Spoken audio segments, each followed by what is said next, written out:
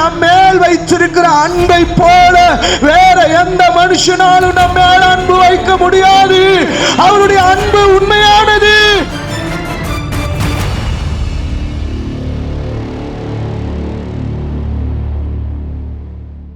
எடுத்து வாசிக்கலாம். ஏசாயா தீர்க்கதரிசன புத்தகம் 43வது அதிகாரத்தினுடைய முதல் 2 வசனங்களை வாசிக்கலாம். இப்பொழுதும் யாக்கோபே உன்னை சிருஷ்டித்தவரும் இஸ்ரவேலே உன்னை உருவாக்கினவருமான கர்த்தர் சொல்லுகிறதாவது பயப்படாதே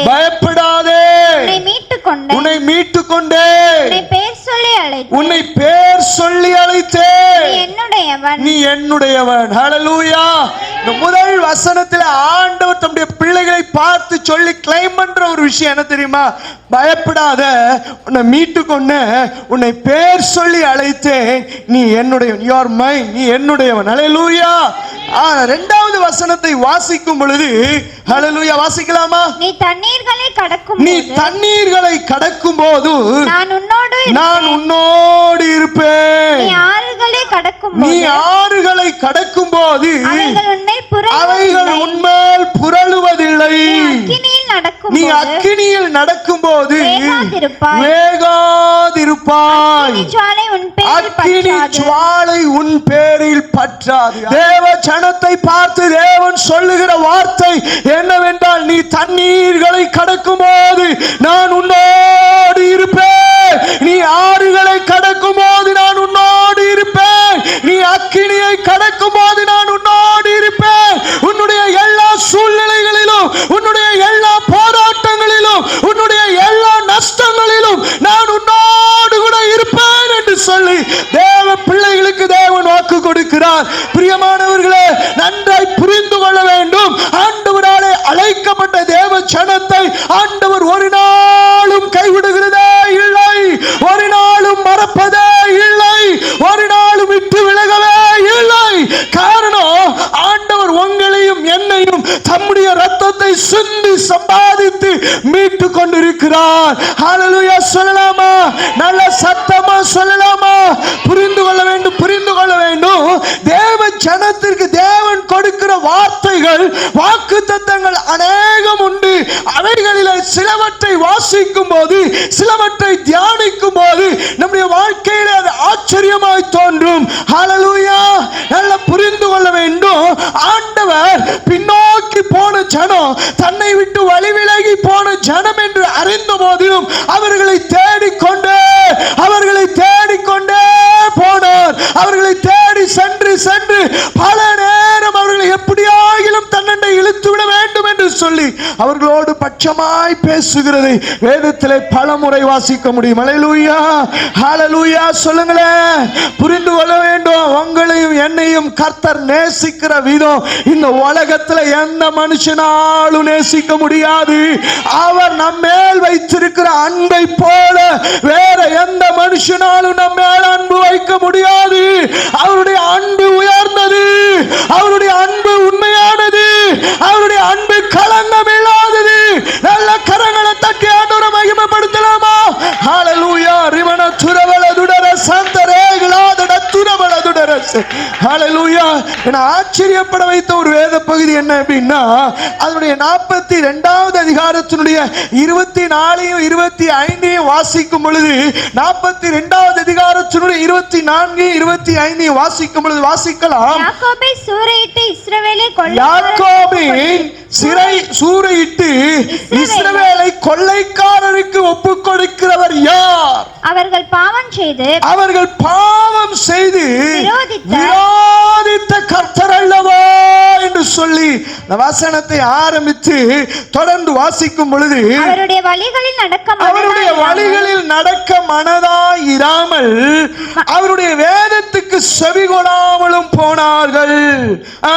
இவர்கள் மேல் அவர் தமது கோபத்தின் உக்கிரத்தையும் யுத்தத்தின் வலிமையும் வரப்பண்ணி அவர்களை சூழ அக்கினி ஜுவாலைகளை கொளுத்தி இருந்தும் உணராதிருந்தார்கள். அது அவர்களை தகித்தும் அதை மனதிலே வைக்காமல் போனார்கள். அல்லேலூயா, அல்லேலூயா. அதுக்கு கீழே உள்ள வசனத்துக்கும் மேல உள்ள வசனத்துக்கும் சம்பந்தம் இருக்கான்னு பாருங்களேன். கொஞ்சம் மேல பாருங்க, உக்கிர கோபத்தோட காரியத்தை நடப்பிக்கிற கர்த்தர் கீழே உள்ள வசனத்தை வாசிக்கும் போது ஒரு பிரியமுள்ள பிள்ளையை கூப்பிடுகிறது போல, நேசிக்கிற புத்திரனை கூப்பிடுகிறது போல அழைத்து வாக்குத்தத்தங்களை கொடுக்கிறார். அல்லேலூயா. இப்போ ஒன்ன புரிஞ்சுக்கணும், நீதிமொழிகள்ல வாசித்தோம் அப்படின்னா இதே காரியத்தை இன்றைக்கு கர்த்தர் பேசினார். என் வழிகளில் எல்லாம் என்னுடைய நினைவு கர்த்தராய் இருக்க வேண்டும். என் வழிகளில் எல்லாம் என் நினைவு கர்த்தராய் இருக்க வேண்டும். நான் கனப்படுத்துகிறவர் கர்த்தராய் இருக்க வேண்டும். நான் முழுவதும் என்னை அர்ப்பணித்து தகப்பனுடைய சிட்சைக்கு என்னை ஒப்பு கொடுக்கிற மனிதனாய் இருக்க வேண்டும். நல்லா புரிஞ்சுக்கணும், என்ன அவர் நேசிக்கிறதன் விளைவு அவருடைய சிட்சையை நான் சகிக்கிறேன். அல்லேலூயா. புரிஞ்சுக்கணும். அதே தான் இங்க பாருங்க, அவருடைய வேதத்தை ஒரு நாள் மிஸ் பண்ணக்கூடாது. இங்க ரெண்டு வார்த்தையும் இங்க அழகா வந்திருக்கு பாருங்க. அவருடைய வழிகளில் நடக்க மனதாயிராமல் அவருடைய வேதத்திற்கு செவி கொடாமலும் போனார்களே, அதன் நிமித்தம் நான் என்ன பண்றேன், அவர்களை என்ன பண்றேன், சூறையிட்டு கொள்ளைக்கு ஒப்பு கொடுக்கிறேன் என்று சொல்லி கர்த்தர் இங்கே கீழே அதை 25வது வசனத்தை வாசிக்கும் போது புரிந்து கொள்ள முடியும். அல்லேலூயா. நம்முடைய வாழ்க்கையில பல நேரம் ஆண்டவரை விட்டு விலகுகிறதனுடைய விளைவு, ஆண்டவரை விட்டு தூரம் போகிறதுடைய விளைவு பல நஷ்டங்கள், பல காரியங்கள். ஆவிக்குரிய வாழ்க்கையில சமாதானம் இல்லாமல் ஆவிக்குரிய வாழ்க்கை போராட்டத்தோடு கழிக்கிற சில வேளைகள் உண்டு. அவைகளை எல்லாம் நாம் ஆராய்ந்து பார்க்க வேண்டும். எல்லா போராட்டங்களும் தேவனுக்காய் நின்று வாழுகிறது நிமித்தம் வருகிறதில்லை. பல நேரம் நம்முடைய சுய பலத்திலே ஓடுகிறது நிமித்தம், பல நேரம் தேவனை விட்டு விலகுகிறது நிமித்தம் வருகிறது. இது ஒரு தேவ பிள்ளை இதை அடையாளம் கண்டுகொள்ள வேண்டும். ஒரு தேவ பிள்ளை இதை வேறு பிரித்து பார்க்க வேண்டும். இந்த பிரச்சனை எதற்காக என்னுடைய வாழ்க்கையிலே வருகிறது? நான் தேவனோடு சரியாக இருக்கிறேனா அல்லது தேவனை விட்டு விலகி நிற்கிறேனா என்பதை நானே என்னை ஆராய்ந்து கொள்ள வேண்டும். என்னை எப்பொழுது நான் என்னை சுயபரிசோதனை செய்து கொள்ளுகிறேனோ அப்பொழுது என்னுடைய ஆவிக்குரிய வாழ்க்கையில நான் ஒரு படி மேலே போகிறேன், ஒரு படி மேலே போகிறேன், ஒரு படி மேலே போகிறேன். ஒன்றை புரிந்து கொள்ள வேண்டும், தேவ பிள்ளைகள் சுய பரிசோதனைக்கு எப்பொழுதெல்லாம் தேவ சமூகத்தில் விட்டு கொடுக்கிறார்களோ அப்பொழுதெல்லாம் ஆவிக்குரிய வாழ்க்கையில ஒரு படி மேலே செல்லுகிற அனுபவம் உண்டாகிறது. ஹல்லேலூயா. நல்லா புரிஞ்சுக்கணும். ஆண்டவர் தம்முடைய ஜனத்தை பனிஷ் பண்ணி, ஆண்டவர் தம்முடைய ஜனத்தை தண்டித்து அவர்களை புறந்தள்ள விரும்பவில்லை. எப்படியாகிலும் திரும்ப தன்னோடு சேர்த்து கொள்ள வேண்டும், எப்படியாகிலும் திரும்ப தன்னோடு சேர்த்து கொள்ள வேண்டும் என்கிற ஆவலோடு, என்கிற எதிர்பார்ப்போடு, என்கிற அன்போடு ஜனத்தை நோக்கி கர்த்தர் வருகிறார். அல்லேலூயா. அதனாலதான் நீதிமொழிகள்ல வாசித்தோம், தகப்பன் சுச்சியாத புத்திரன் உண்டோ. ஹல்லேலூயா. தகப்பன் சுச்சியாத புத்திரன் உண்டோ.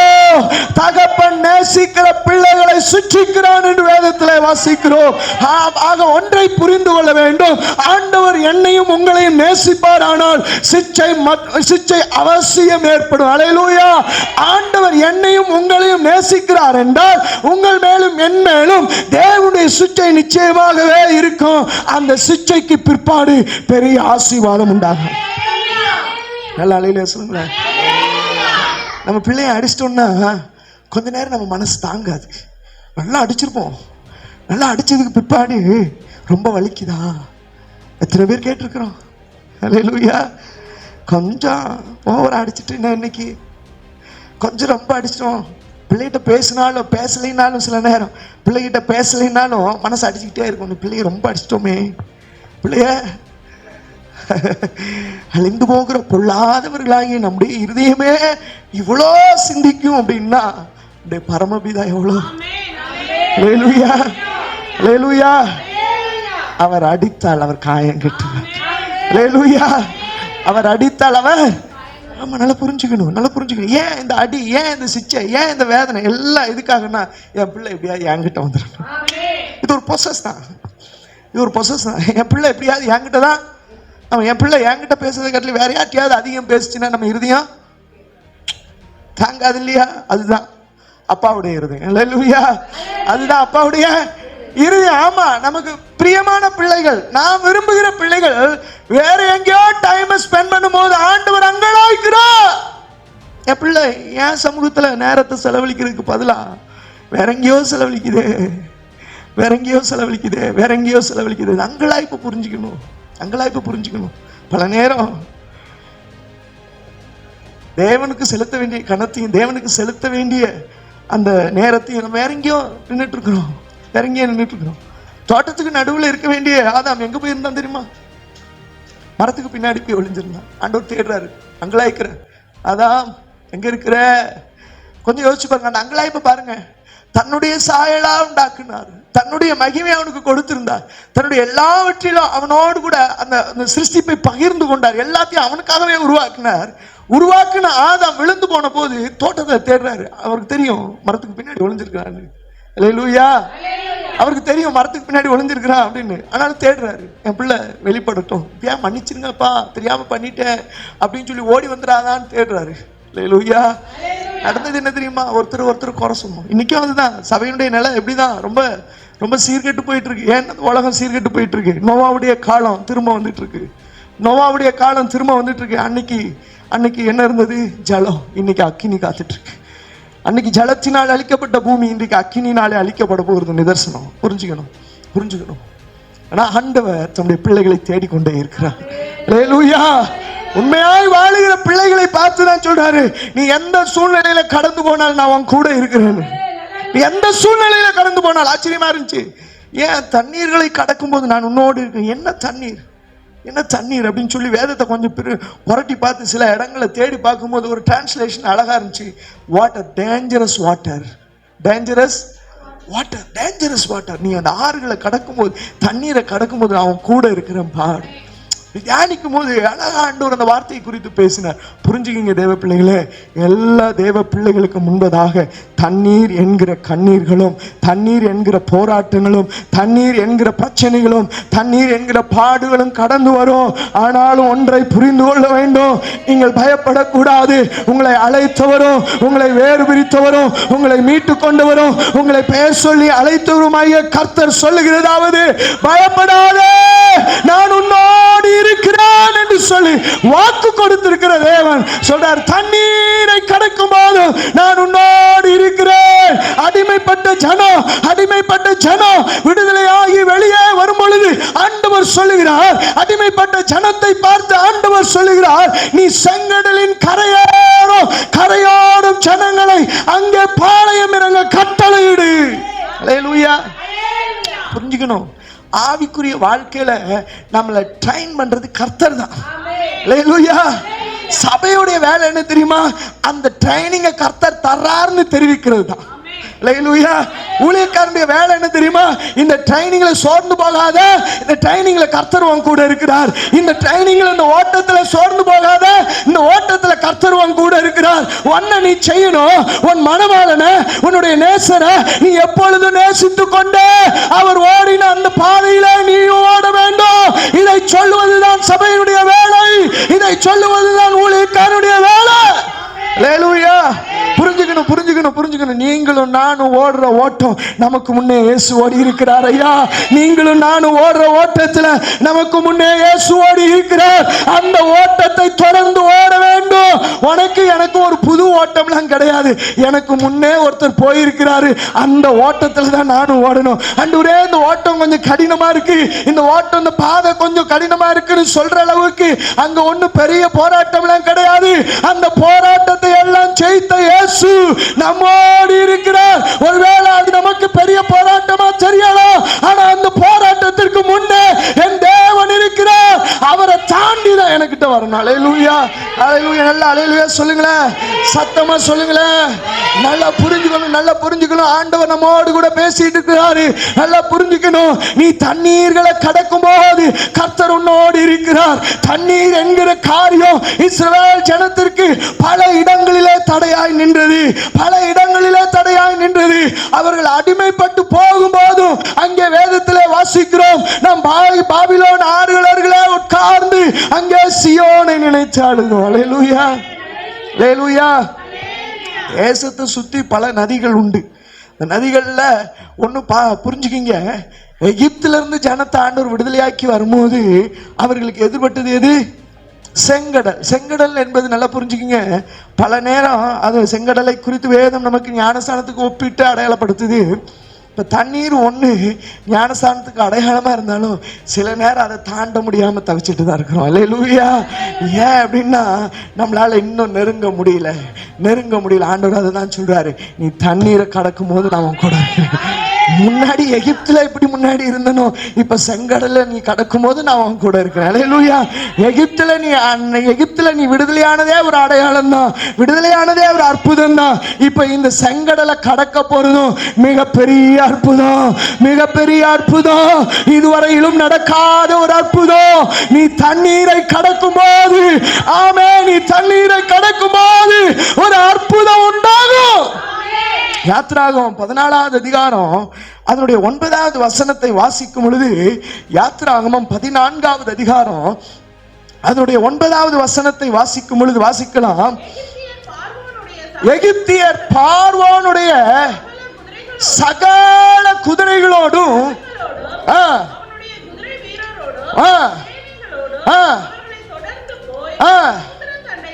சமுத்திர தண்டையிலே எதிரே இருக்கிற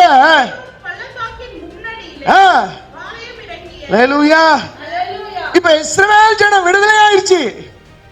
இஸ்ரவேல் ஜனம் பாவம் எது சாபம் எதுன்னு தெரிஞ்சு வெளியில வந்து ஓடி வெளியில வருது.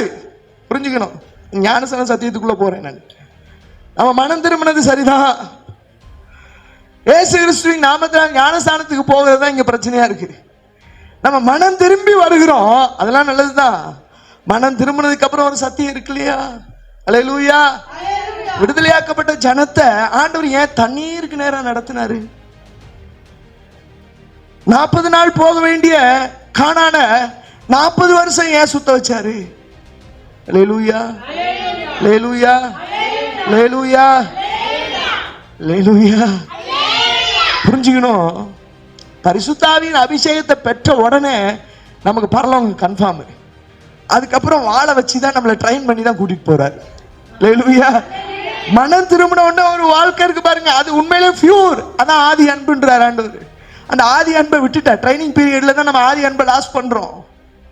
அப்ப ஆரம்பத்துல ஆதி அன்பு ஆண்டவரோடு இணைந்திருக்கிற அந்த அன்பு, அந்த உறவு எல்லாம் பர்ஃபெக்டா இருந்துச்சு. அப்பயே ஆண்டவர் கூட்டிட்டு போகல. பாத்தீங்களா? அப்பயே ஆண்டவர் நம்மள என்ன பண்ணல? பரலோகத்துக்கு பரிசுத்தாவின் அபிஷேகத்தை பெற்ற உடனே இருக்கிற வாஞ்ச ஹை லெவல், அதெல்லாம் உண்மையில பரிசுத்தத்தினுடைய ஹை லெவல்ல இருந்திருப்போம். ஆனா அப்ப ஆண்டவர் நம்மள என்ன பண்ணல? கூட்டிட்டு போகல. எப்பதான் கூட்டிட்டு போறாரு? இந்த ஓட்டத்தை நீ ஜெயத்தோட ஓடி முடிச்சா மட்டும்தான் கூட்டிட்டு போவேன்னு சொல்லி ஓட விடுறாரு. பாத்தீங்களா? 40 நாள் போக வேண்டிய வனாந்தரத்துல கானானுக்குள்ள 40 வருஷம் அலைய வச்சதனுடைய என்ன காரணம் அப்படின்னா, அது ஒரு ட்ரைனிங் பீரியடு. ஞானஸ்தானத்துக்கு நேரம் நடத்தின ஆண்டவர், பரிசுத்தாவின் அபிஷேகத்துக்கு நேரம் நடத்தின ஆண்டவர், அதற்கு பிற்பாடு உடனே பரலோகம் கூட்டிட்டு போகாம இந்த வாழ்க்கை பயணத்துல நாம ஓடுற ஓட்டத்துக்கு நேரம், நமக்கு முன்னே நியமித்திருக்கிற ஓட்டத்துக்கு நேரம் பாடுகளோடு, வேதனைகளோடு, வருத்தங்களோடு, சந்தோஷத்தோடு, கண்ணீரோடு, துக்கத்தோடு ஓடினாலும் கர்த்தர் கூட இருக்கிறேன் வாக்குத்தத்தத்தை கொடுத்து இந்த ஓட்டத்தை ஜெயத்தோடு முடிக்க வைக்க தேவன் நம்மோடு கூட போராடுகிற வாழ்க்கை இருக்கு. பாத்தீங்களா? இது ஒரு பெரிய ஆசீர்வாதம். அல்லேலூயா. என்னதான் சொல்றார்? பின்ன விடுதலையான ஜனத்துக்கு பின்ன மறுபடியும் போராட்டம். எப்பவுமே ஒரு விடுதலை சாதாரணமா கிடைச்சிடாது. சாதாரணமா ஒரு பொருள் உங்க கைக்கு வருதுன்னா அது ஆபத்து. சாதாரணமா ஒரு கைக்கு உங்க கைக்கு ஒரு பொருள் வருதுன்னா அது மிகுந்த ஆபத்து. அல்லேலூயா. நல்லா சொல்லுங்க, அல்லேலூயா சொல்லுங்களேன். ஈஸியா உங்க கைக்கு எந்த பொருளும் வந்துடக்கூடாது. ஈஸியா அந்த ரட்சிப்பு நம்ம கைக்கு வரல, ஆனா இலவசம். ஈஸியா ரட்சிப்பு நம்ம கைக்கு வரல, இந்த ரட்சிப்பு இலவசம் தான், ஆனா ஈஸியா வரல. இயேசு கிறிஸ்து பாடுகள் பட்டு உயிர்த்தெழுந்து இருக்கிறார். ரட்சிப்பு உங்களுக்கு எனக்கும் கிடைக்கிறது. அல்லேலூயா. இஸ்ரவேல் ஜனம், விடுதலையான இஸ்ரவேல் ஜனம் செங்கடல் கிட்ட வந்து நிக்குது. செங்கடல் கிட்ட வந்து நின்ன உடனே இப்ப எங்க போறதுன்னு தெரியல. அல்லேலூயா. எங்க போறதுன்னு பின்னாடி ராணுவம் வந்த உடனே இதெல்லாம் பயப்பட ஆரம்பிச்சிருது. நான் ஆச்சரியப்பட்டிருக்கேன். 10 விதமான வாதைகள், 10 விதமான வாதைகள். அற்புதத்தை கண்ட ஜனம், அற்புதத்தை பெற்றுக்கொண்ட ஜனம், அற்புதமாய் விடுதலை ஆக்கப்பட்டதை அறிந்த ஜனம் ஓடி வந்து நிற்கும் போது ஆண்டவரே சொல்றாரு, செங்கடலுக்கு முன்னதாக ஜனத்தை பாளையம் இருக்குன்னு சொல்லி. அல்லேலூயா. ஆண்டவருடைய நடத்துதலும் அதுதான். நீ தண்ணீருக்கு முன்னாடி போகணும். உனக்கு தடைய முன்னாடி கர்த்தர் தான் வைக்கிறார் சில நேரம், புரிஞ்சுக்கணும். ஏன்னா அந்த தடையில கர்த்தர் உன்னை அதிசயமாய் நடத்தும்படியாக. ஹல்லேலூயா.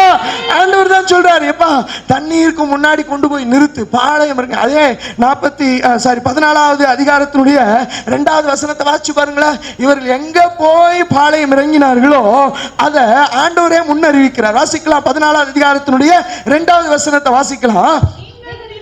நீங்கள் திரும்பி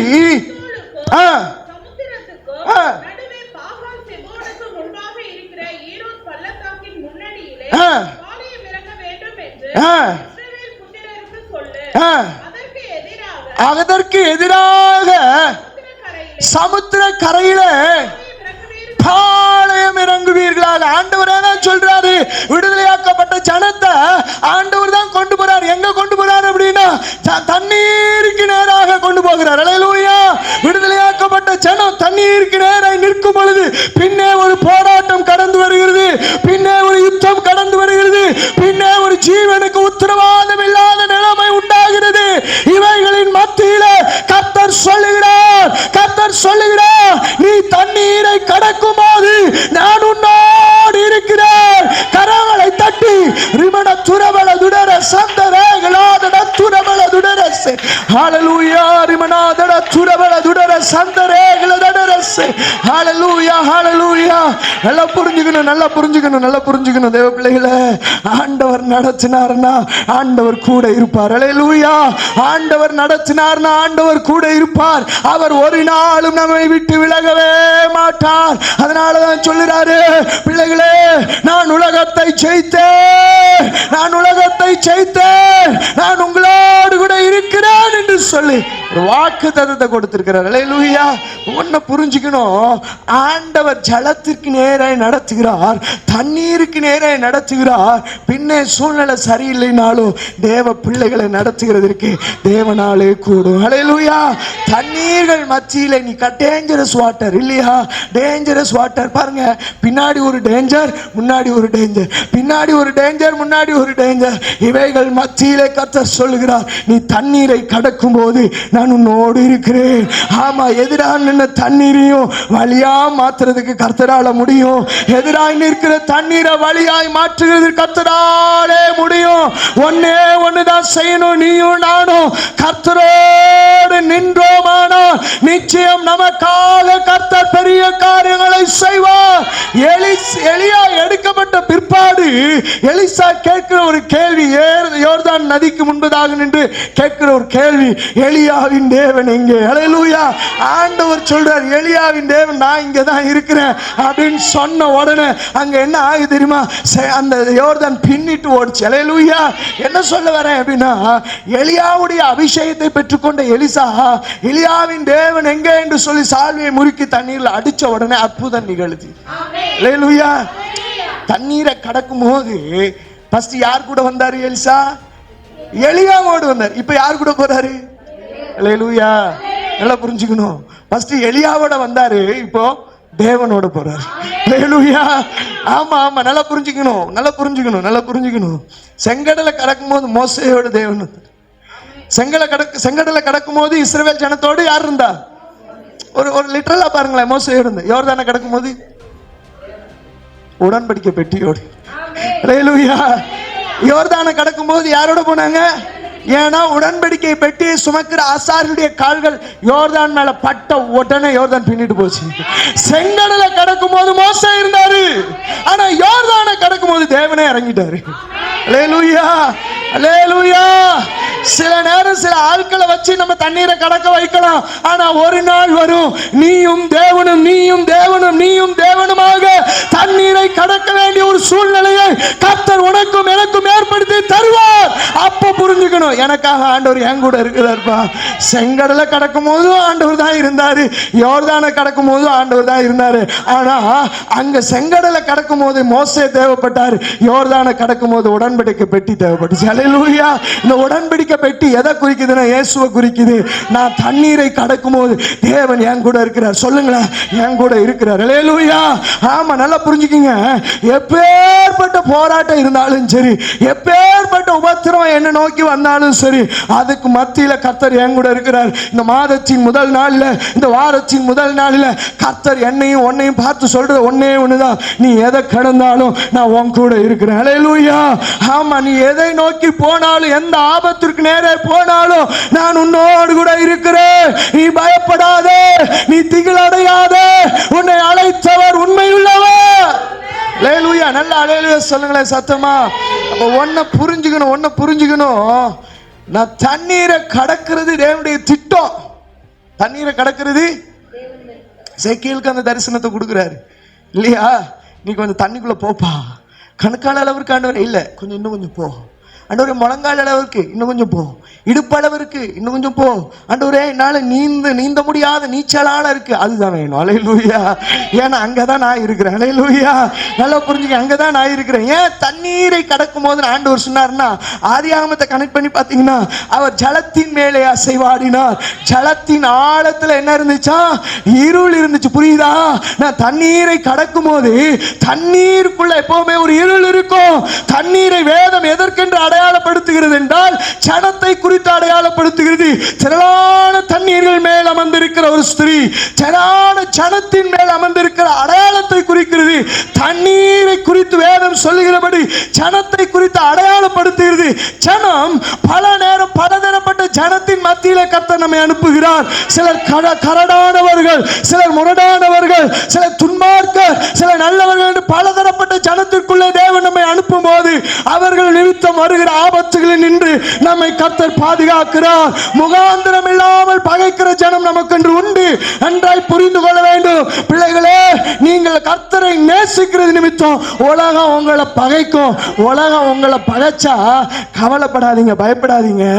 அவர்கள் கர்த்தரையும் பகைத்திருக்கிறார்கள். அல்லேலூயா. நம்மளை பகைக்கிறது நிமித்தம் நம்ம பொண்ணு ஆச்சரியப்படணும்னு அவசியம் இல்லை. நான் எப்பவும் சொல்லியிருக்கிறேன், இதே இடத்துல இருந்து பல நேரம் சொல்லியிருக்கிறேன் கர்த்தருடைய வார்த்தையை குறித்து. உலகம் உங்களை பகைக்கலைன்னா உங்களுக்குள்ள எரர் இருக்கு. உலகம் உங்களை, நீ உண்மையா தேவனுக்கு என்று வாழ்ந்து உலகம் உன்னை பகைக்கலைன்னா உனக்குள்ள ஒரு எரர் இருக்கு. ஏன்னா ஆண்டவர் சொல்றாரு, பச்சை மரத்துக்கே இந்த பாடுன்னா, அல்லேலூயா, நீ ஜெபிக்கிறீன்னா உலகம் பகைக்கும். சம்பந்தமே இல்லாம உன்னை பகைப்பாங்க. புரிஞ்சுக்கணும். காரணமே இல்லாம நல்லா பேசிட்டு இருந்தாலே உன்னை பகைக்கும். ஏன்னா அதுதான் ஆண்டவர் டிசைன் பண்ணி வச்சிருக்கு. உலகம் உன்னை பகைக்கிறது காரணம் நீ உண்மை உள்ளவன் என்று இருக்கிறதுனால உலகம் உன்னை பகைக்குது. அல்லேலூயா. அல்லேலூயா. அப்ப தண்ணீர் என்கிற அந்த ஒப்பனை உள்ள ஜனத்திற்கு நேராக கர்த்தர் உங்களை நடத்தும் போது சில நேரம் பகைகளுக்கு மத்தியிலும், விரோதங்களுக்கு மத்தியிலும், கசப்புகளுக்கு மத்தியிலும், போராட்டங்களுக்கு மத்தியிலும் நீ பாதிக்கப்படுகிற வண்ணமா உன்னை கர்த்தர் நடத்துவாரு. அவைகள் மத்தியில கர்த்தர் உன் வலக்கரம் பிடித்திருக்கிறார். அல்லேலூயா. காரணம், தண்ணீர்கள் மத்தியில நீ நடக்கும்போது கர்த்தர் உன்னோடு இருக்கிறார். ஆறுகள் மத்தியில நீ நடக்கும் போதும், ஆறுகளை நீ கடந்து போவதும் அவைகள் உன்மேல் புரளுவதில்லை. காரணம், ஆறுகளா இருந்தாலும் சரி, கடலா இருந்தாலும் சரி, அதை போல ஜனங்களா இருந்தாலும் சரி, எல்லாவற்றுக்கும் மத்தியிலும் கர்த்தர் தான் நடத்துகிறாரு. அவரை தாண்டி தான் என்ன தொடணும். அல்லேலூயா. சொல்லுங்க, பக்கத்துல இருக்கவங்களை பார்த்து சொல்லுங்க, அவரை தாண்டி தாங்க உங்களை தொடணும். அல்லேலூயா. அவரை தாண்டி தான் உங்களை தொடணும். அல்லேலூயா. எடுத்து வாசிக்கலாம். ஆதியாகமம் 31வது அதிகாரத்தினுடைய 21வது வசனத்திலிருந்து 24 வரை உள்ள வசனங்களை வாசிக்கலாம். ஆதியாகமம் 31வது அதிகாரத்தினுடைய 21வது வசனத்திலிருந்து 24 வரை உள்ள வசனங்களை வாசிக்கலாமா? இப்படி அவன் தனக்கு உண்டானவைகளை எல்லாம் எடுத்துக்கொண்டு ஆற்றை கடந்து கீலேயாத் மலையை நோக்கி ஓடி போனான். யாக்கோபு ஓடி போனதை 3ஆம் நாளிலே லாபானுக்கு அறிவிக்கப்பட்டது. அப்பொழுது அவன் சகோதரரை கூட்டிக் கொண்டு 7 நாள் பிரயாண பரியந்தம் அவனை தொடர்ந்து போய் கீலேயாத் மலையிலே அவனை கண்டுபிடித்தான். அன்று ராத்திரி தேவன் சீரியா தேசத்தான் ஆகிய லாபானுக்கு சொப்பனத்தில் தோன்றி, நீ யாக்கோபோட நன்மையை அன்றி தீமை ஒன்றும் பேசாதபடிக்கு எச்சரிக்கையா இரு என்றார். அல்லேலூயா. இந்த வசனத்தை நல்லா பாருங்களேன். ஆற்றை கடக்கும் போதுதான் யாருக்கு தெரிஞ்சு? ஆற்றை கடக்கும் போதுதான் யாருக்கு தெரிஞ்சு? லாபானுக்கு தெரிஞ்சு. புரியுதா? எப்ப தண்ணீரை கடக்கிறோமோ அப்போ ஒரு பிரச்சனை இருக்கு. புரியுதா? ஞானஸ்நானத்துல ஒரு பிரச்சனை, புரியுங்களா? நீங்க கொஞ்சம் நல்லா யோசிச்சு பாருங்களேன். ஞானஸ்நானம் எடுக்கும்போது சந்தோஷமா எடுத்தேன்னு யாராலையும் சொல்ல முடியாது. இவ்வளோ பிரச்சனைகளை கடந்து வந்துதான் ஞானஸ்நானம் எடுத்தேன்னு எல்லாராலையும் சாட்சி சொல்ல முடியும். அல்லேலூயா. எல்லாராலையும் அதுதான் சாட்சி சொல்ல முடியும். ஞானஸ்நானத்துக்கு நான் ஒப்பு கொடுக்கும் போது இவ்வளோ பிரச்சனைகள் உண்டாச்சு, புரியுதா? இங்க ஆற்றை எப்ப கடக்குறானோ அப்பதான் லாபானுக்கு கேள்விப்படுறான். அதுக்கு முன்னாடி என் கேள்வி, வீட்டை விட்டு வெளியே வந்தோன்னே ஏன் கேள்விப்படல? வீட்டை விட்டு வெளியே வந்தோன்னே ஏன் கேள்விப்படல? ஆற்றை எப்பொழுது கடக்குறானோ அப்போ பிரச்சனை வந்துருச்சு. அல்லேலூயா. ஆண்டவர் எவ்வளவு அழகா சொல்றாருங்க, தண்ணீரை கடக்கும் போது நான் உன்னோடு இருக்கிறேன். அல்லேலூயா. ஆற்றை எப்போது யாக்கோபு கடக்குறானோ உடனே லாபானுக்கு தெரிஞ்சிருச்சு. லாபான் உடனே கிளம்பி வரும். ஆண்டவர் அவனை பார்த்து சொல்றாரு, அவன் மேல் நீ உன் கைகளை போடாத. அல்லேலூயா. தண்ணீரை கடக்கும் போது, ஆபத்துள்ள ஒரு சூழ்நிலையை கடக்கும் போது கர்த்தர் நமக்காக யுத்தம் செய்கிறார். நான் போய் லாபான்கிட்ட பேசணும்னு அவசியம் இல்லை, யாக்கோபு போய் லாபான்கிட்ட பேசணும்னு அவசியம் இல்லை. அவன்கிட்ட கர்த்தர் பேசுவார். என் வேலையை நான் செஞ்சா போதும். அல்லேலூயா. யாக்கோபு கடந்த 3 விதமான தண்ணீர்கள் உள்ள காரியங்களை நாம் பார்க்கும்போது, யாக்கோபு முதல்ல கடக்கிறது என்ன தெரியுமா? யோர்தான் நதி. அதனாலதான் சொன்னா, இந்த யோர்தானை நான் கடக்கும் போது வெறுங்கையா இந்த யோர்தானை கடந்து வந்தேன், இப்பொழுது 2 பரிவாரங்களோடு நான் கடந்து போகிறேன் என்றாய் புரிந்து கொள்ள வேண்டும். முதல்ல யாக்கோபு எந்த நதியை கடக்கிறான்? யோர்தான் நதியை கடக்கிறான். யோர்தான் நதியை கடக்கும் போது தகப்பனுடைய ஆலோசனை, தகப்பனுடைய வார்த்தைக்கு கீழ்ப்படிஞ்சு யோர்தானை கடந்து போனான். யோர்தானை கடந்து போகும்போது என்ன நடந்துச்சு தெரியுமா? நான் இனிமேல் அனாத, எனக்கு யாரு இல்லை, என்னை யாரு என்னை பாதுகாப்பா, இனி யார் எனக்கு இருக்கா அப்படின்னு நினைச்சிட்டு போனவனுக்கு ஒரு இடத்துல அப்படியே போய் கல்ல தலையில வச்சுட்டு அப்படியே தூங்குறான். அதுதான் தேவனுடைய வீடு. அல்லேலூயா. எனக்கு வீடே இல்லைன்னு ஒரு வேலை அவன் நினைச்சிருக்கலாம், இனி யாருமே இல்லைன்னு நினைச்சிருக்கலாம். ஆண்டவர் தரிசனம் கொடுத்தாரு. அங்க என்ன சொன்னார் தெரியுமா? நான் பிதாக்களின் தேவன், உன் தகப்பனுக்கும் அவனுடைய ஆபிரகாம், யாக்கோபு, ஈசாக்கு என்கிறவர்களே தேவனாகிய கர்த்தர் அவர்களுக்கு என்ன வார்த்தையை கொடுத்தேனோ அதை தான் உனக்கு நான் கொடுக்கிறேன். நீ போகிற எல்லா தேசங்களிலும் நான் உன்னோடு இருந்து உன்னை இந்த தேசத்திற்கு திரும்பி வர பண்ணுவேன் என்று சொல்லி ஒரு பிராமிஸ் வெளிப்படுது. அல்லேலூயா. இந்த பிராமிஸ் எப்ப வெளிப்படுதுன்னா, யோர்தானை எப்ப அவன் கடந்தானோ அப்ப இந்த பிராமிஸ் வெளிப்படுது. அல்லேலூயா. எல்லாம் புரிஞ்சுக்கணும். 2வது அவன் கடந்து வந்த இடம் எதுனா, கிளையாத் ஆற்றுங்கிற. இப்போ வாசிச்சோம் இல்லையா? கிளையாத் மலைகளுக்கு பக்கத்துல கிளையாத் ஆற்றங்கரை. அந்த கிளையாத் ஆற்றங்கரை அவன் கடந்து வரும் பொழுது இப்ப என்ன உண்டாகுதுன்னா, அங்க ஒரு உடன்படிக்கை உண்டாகிறது. அல்லேலூயா. அங்க ஒரு உடன்படிக்கை உண்டாகிறது. அல்லேலூயா. ஆமா, ஆபத்துகளில் இருந்து கர்த்தர் பாதுகாக்கிறார், ஆபத்துகளில் இருந்து கர்த்தர் விடுதலையாக்குகிறார், ஆபத்துகளில் இருந்து கர்த்தர் அவனை அப்படியே பொக்கிஷமா பாதுகாத்து கொண்டு வருகிறார். அல்லேலூயா. ஒரு யுத்தம் அவனுக்கு நேர வரும் பொழுது, ஜீவனுக்கு உத்தரவாதம் இல்லாமல் ஒரு நிலை ஏற்படும் பொழுது, அந்த தண்ணீரை கடந்து வருகிற அவனுக்காக கர்த்தர் இடைபடுகிறார். அல்லேலூயா. கர்த்தர் அவனுக்காக பேசுகிறார். 3வது அவன் ஒரு நதியை கடக்கிறான். என்ன அப்படின்னா, யாபோக்கு ஆற்றங்கரையை கடக்கிறான். யாபோக்கு ஆற்று. இப்ப என்ன அப்படின்னா, இப்பயும் உயிருக்கு உத்தரவாதம் இல்லை, ஆனா அந்த நதியை கடக்கும் பொழுது அவனுக்கான ஆசீர்வாதம் உண்டாகுது. அல்லேலூயா. அந்த யாபோக்கு நதி அவன் கடந்து போது வசனம் சொல்லுகிறது, சூரியன் உதைத்தது. சூரியன் உதித்தது. அல்லேலூயா. யாபோக்கு நதியில இரவெல்லாம் போராடிட்டு வெளியில வரும் பொழுது அந்த வசனத்தை வாசிக்கலாமா? 32வது அதிகாரம் நினைக்கிறேன். ஹல்லேலூயா. 32வது 30வது வசனத்தை 32வது அதிகாரத்துடைய 30, 31 வாசிக்கலாமா? அப்பொழுது யாக்கோபு, நான் தேவனை முகமுகமாய் கண்டு உயிர் தப்பி பிழைத்தேன் என்று சொல்லி அவன் பெனியேலை கடந்து போகையில், அல்லேலூயா, அல்லேலூயா. ஒன்னு புரிஞ்சுக்கணும், யாக்கோபு கடந்த 3வது நதியில தேவனுடைய ஆசீர்வாதம் வெளிப்பட்டுச்சு. அல்லேலூயா. நல்லா புரிஞ்சுக்கணும். நாமளும் பல நேரம் இப்படி பலதரப்பட்ட சூழ்நிலை உள்ள அந்த நதி என்கிற சூழ்நிலை நாம் கடந்து போகலாம். அவைகள் மத்தியில கர்த்தர் நமக்காக கிரியை செய்து கொண்டிருக்கிறார். அவைகள் மத்தியில கர்த்தர் நமக்காக கிரியை செய்து கொண்டிருக்கிறார். யோசுவாவின் புத்தகம் 3வது அதிகாரத்துடைய 14 17 வரை உள்ள வசனங்களை வாசிக்கும் போது, யோசுவாவின் புத்தகம் 3வது அதிகாரத்துடைய 14 17 வரை உள்ள வசனங்களை வாசிக்கும் போது வாசிக்கலாம். ஜனங்கள் யோர்தானை கடந்து போக தங்கள் கூடாரங்களிலிருந்து புறப்படுகையில் ஆசாரியர்கள் உடன்படிக்கை பெட்டியை ஜனங்களுக்கு முன்னே சுமந்து ஜனங்களுக்கு முன்னே சுமந்து கொண்டு போனார்கள். யோர்தான் மட்டும் வந்தார்கள். யோர்தான் மட்டும் வந்தார்கள். யோர்தான் அறுப்பு காலம் முழுவதும் கரை புரண்டு போகும். வாக்குத்தத்தத்தை சுதந்திரிக்க முடியாதபடி யோர்தான் எப்படி போயிட்டு இருக்கு? கரை புரண்டு ஓடுது. வாக்குத்தத்தத்தை சுதந்திரிக்க முடியாதபடி யோர்தான் நதி என்ன பண்ணுது? கரை புரண்டு ஓடுகிறது. அல்லேலூயா. நல்லா புரிஞ்சுக்கிங்க. பல நேரம் உங்க வாக்குத்தத்தத்தை சுதந்திரிக்க முடியாதபடி சூழ்நிலை அப்படியே அப்படியே ஆர்ப்பரிக்கலாம். என்னடா அந்த சூழ்நிலையை விட்டு வெளியே வர முடியலையே, இந்த பாடு இந்த உபத்திரவத்துல இருந்து வெளியே வர முடியலன்னு நீங்க நினைக்கலாம்.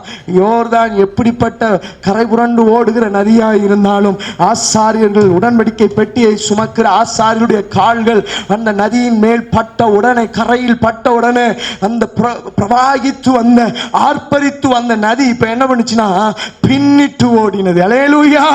பின்னிட்டு ஓடினது. அல்லேலூயா. அப்ப சூழ்நிலையை மாற்ற கர்த்தரால் கூடும். ஆனா அந்த சூழ்நிலையை மாற்றுகிற கர்த்தரை உங்களுக்குள்ளேயும் எனக்குள்ளேயும் நம்ம வச்சுக்கணும். அல்லேலூயா. அப்பதான் அது மாறும்.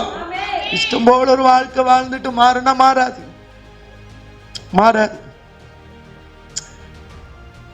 ஒரு யூதனுடைய குமாரர்கள் 7 பேர் போயிட்டு நசரேனா இயேசுவின் நாமத்தினால பிசாசை பார்த்து கட்டளையிட்டாங்க. போ அப்படின்னு பிசாசு சொல்லிச்சு, நான் பவுலும் எனக்கு தெரியும், இயேசுவையும் எனக்கு தெரியும், நீங்க யாரா? புரியுதா? எப்படி வேணாலும் வாழ்ந்துட்டு நாம போய் என்ன பண்ணிட முடியாது? சூழ்நிலையை ஜெயிக்க முடியாது. இல்லைங்க, நீங்களும் நானும் கிறிஸ்துவுக்குள்ள இருந்தா எல்லாமே ஜெயம்தான். ஹல்லேலூயா. கிறிஸ்துவுக்குள் வாழும் எனக்கு எப்போதும் வெற்றியுண்டு. கிறிஸ்துவுக்குள் வாழும் எனக்கு எப்போதும் வெற்றியுண்டு. என்னென்ன துன்பம் வந்தாலும் நான் கலங்கிடவே மாட்டேன். என்னென்ன துன்பம் வந்தாலும் நான் கலங்கிடவே மாட்டேன். யார் என்ன சொன்னாலும்